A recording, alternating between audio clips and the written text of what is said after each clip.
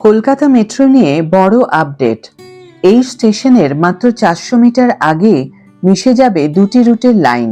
High everyone, welcome back to my channel Anjanar Byanjana. বন্ধুরা, তোমাদের সকলকে আমার এই ছোট্ট ইউটিউব চ্যানেলে স্বাগত জানাই। এয়ারপোর্ট থেকে মাত্র 400 মিটার আগেই দুটি লাইন মিশে যাবে, অর্থাৎ 400 মিটার আগে থেকেই পাশাপাশি দুটি লাইনের মেট্রো ছুটবে।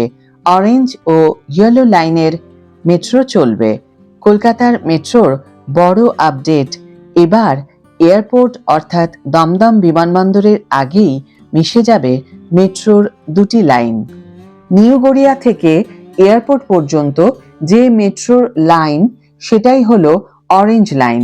এই রুট পুরোপুরি চালু হয়নি। নোয়াপাড়া থেকে বারাসাত পর্যন্ত রুট হলো ইয়েলো লাইন। ইন্টারচেঞ্জিং পয়েন্ট কোনটি? দুটি লাইনের ইন্টারচেঞ্জিং পয়েন্ট হবে কলকাতা বিমানবন্দর মেট্রো স্টেশন। তবে এয়ারপোর্ট স্টেশন কবে থেকে চালু হবে তা এখনো স্পষ্ট নয়। নোয়াপাড়া থেকে ইয়েলো লাইনে বিমানবন্দর পর্যন্ত আগে মেট্রো চালু হওয়ার কথা রয়েছে। নিউ গড়িয়া থেকে বিমানবন্দর পর্যন্ত অরেঞ্জ লাইনে মেট্রো রেলের কাজ চলছে। এই কাজ শেষ হতে আরও কিছুটা সময় লাগবে। বর্তমানে রুবি পর্যন্ত পরিষেবা চালু হয়েছে। দুটি লাইনে যদি সঠিকভাবে পরিষেবা শুরু হয়ে যায় তাহলে সুবিধে হবে কলকাতা ও পার্শ্ববর্তী এলাকা ও শহরতলির যাত্রীদের। দুটি লাইন যখন জুড়ে যাবে তখন আর বাস ট্রেনের প্রয়োজন হবে না। বারাসাত থেকে নিউ গড়িয়া পর্যন্ত সরাসরি যাতায়াত করা যাবে মেট্রোতে। এসপ্ল্যানেডের মতোই হবে এয়ারপোর্ট স্টেশন। এসপ্ল্যানেডে ইতিমধ্যেই ইস্ট ওয়েস্ট মেট্রো এবং কলকাতা মেট্রোর নর্থ সাউথ করিডোরের ইন্টারচেঞ্জিং পয়েন্ট হয়ে উঠেছে। সেই সঙ্গে কলকাতা মেট্রোর পার্পল লাইনেরও স্টেশন গড়ে উঠবে এসপ্ল্যানেডে। তেমনই একটি স্টেশন হবে এয়ারপোর্ট স্টেশন। বন্ধুরা, আরও একটি খবর রয়েছে তোমাদের জন্য। আন্তর্জাতিক যোগ দিবস উপলক্ষে যোগ প্রেমীদের জন্য বিশেষ দিনে অর্থাৎ আজ 21শে জুন ভোর 4টে থেকে শুরু হয়েছে মেট্রো পরিষেবা। বেশ কয়েকটি সংবাদ মাধ্যম সূত্রে খবর, মূলত আন্তর্জাতিক যোগ দিবস উপলক্ষে যোগব্যায়ামের সাথে যুক্ত সকল ব্যক্তিদের সুবিধার কথা মাথায় রেখে আজ 21শে জুন দিল্লি মেট্রোর সমস্ত রুটে ভোর 4টে থেকে শুরু হয়েছে মেট্রো পরিষেবা।